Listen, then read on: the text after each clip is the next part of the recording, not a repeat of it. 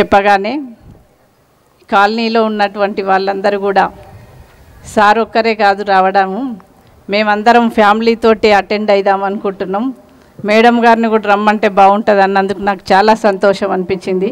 ఎందుకంటే ఇది పెళ్ళి కాదు, ఒక పార్టీ కోసం సంబంధించిన విషయానికి కూడా, అంటే ఒక పెళ్ళికి ఎట్లా ఆహ్వానిస్తారో ఆ విధంగా ఆహ్వానించినందుకు మీ అందరికీ కూడా నేను 2 చేతులు జోడించి మీకు నమస్కరిస్తున్నా.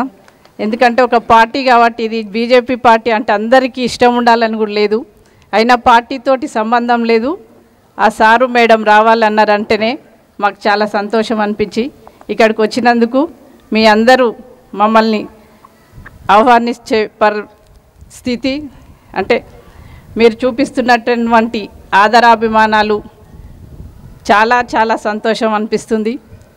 రేపు ఎలక్షన్స్ అప్పుడు కూడా ఇప్పుడు మీరు ఎట్లయితే మేము వస్తే ఎంత సంతోషపడుతుండో, రేపు మీరు ముందు ముందు ఎలక్షన్ల కోసం ఇంకా ఎక్కువ చేస్తారనిపిస్తుంది మిమ్మల్ని చూస్తుంటే.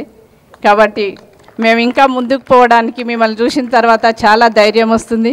ఇంకా ముందుకెళ్ళి ఇంకా కష్టపడి బీజేపీ పార్టీని చాలా ముందుకు తీసుకెళ్ళడానికి ఈటల రాజేందర్ గారికి మీ అందరి కూడా సహకారాలు ఉండాలని, మీ ఆశీర్వాదాలు మాకు ఇవ్వాలని మిమ్మల్ని అందరినీ కోరుకుంటూ నాకు ఈ అవకాశం ఇచ్చినందుకు మీ అందరికీ హృదయపూర్వక నమస్కారాలు.